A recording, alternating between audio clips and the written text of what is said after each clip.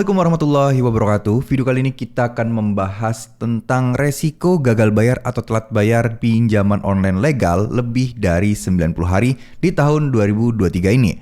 Ya, perlu kita ketahui ya, jadi dari tahun 2020, 2021, 2022 itu selalu ada perubahan-perubahan mekanisme bagaimana caranya penagihan, bagaimana cara mereka untuk membuat kita bisa membayar hutang-hutang kita.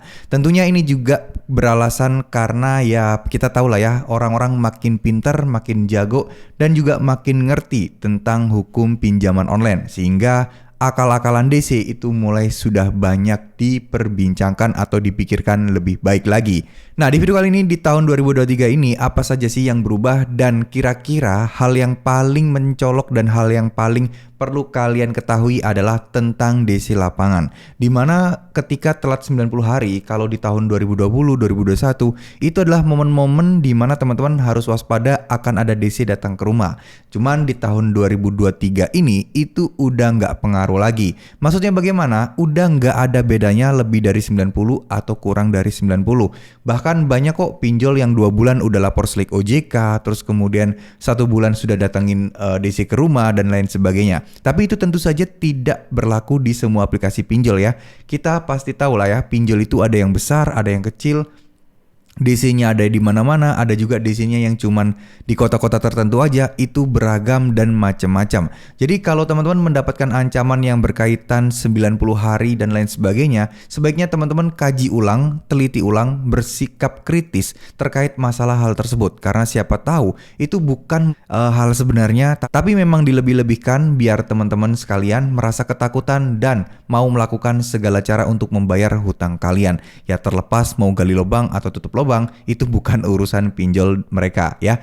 Jadi 90 hari itu memang sebuah angka di mana angka ini tuh banyak sekali dijadikan parameter. Ya karena memang OJK itu menentukan parameter TKB 90 dan apapun itulah ya, ada istilah 90-90.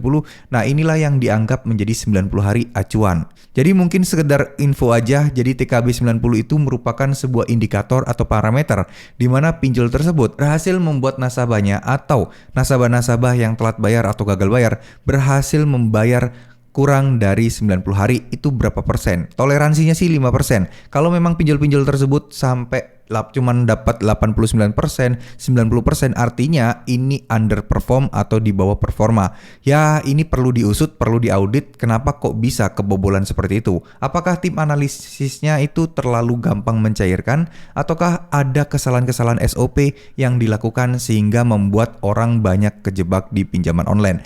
Sebenarnya aturan ini bagus ya, jadi untuk menentukan secara real apakah orang itu berhak untuk dicairkan sejumlah dana dan kira-kira potensinya untuk bisa membayar itu kira-kira berapa persen. Itulah tugas dari tim analis dari sebuah aplikasi pinjaman online. Dia yang menentukan akan mencairkan pinjaman kalian atau tidak. Nah, kalau sampai banyak orang yang galbay, artinya apakah proses seperti itu tidak berjalan ataukah apakah proses seperti itu tidak dilakukan dengan baik. Nah, itu yang akan dievaluasi oleh OJK.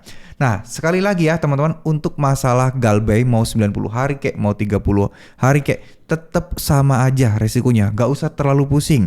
Mau itu DC-nya ramah, mau itu DC-nya kasar, gak usah kalian hiraukan, gak usah kalian takutkan. Kalau memang kalian posisinya memang tidak ada uang, ya udah stop aja dulu bayar. Teman-teman tabung, teman-teman fokus, niatkan dalam hati untuk bisa membayar pinjamannya ya. Jadi niatkan berdoa untuk dimudahkan agar teman-teman bisa bayar hutang-hutang kalian, dimudahkan rezekinya, dilapangkan rezekinya, karena jalan satu-satunya terbebas dari hutang pinjol ini adalah hanya dengan membayar. Ya, toh sebenarnya kalau memang ya kalau misalnya kalian nggak mau niat bayar, resikonya itu mentok-mentok cuman slik OJK aja sama BI checking kok. Jadi kalau kalian nggak ada rencana minjam, kredit atau apapun itu tidak akan berdampak atau berefek apapun buat kehidupan kalian ke depannya. Tapi kalau kalian ada berencana pengen untuk nyicil rumah, nyicil mobil, tentu ini akan menjadi pertimbangan yang akan membuat pengajuan kalian itu akan ditolak. Pertimbangannya seperti itu, tergantung kalian apakah memandang ini rendah, apakah memandang ini akan menjadi sangat berat.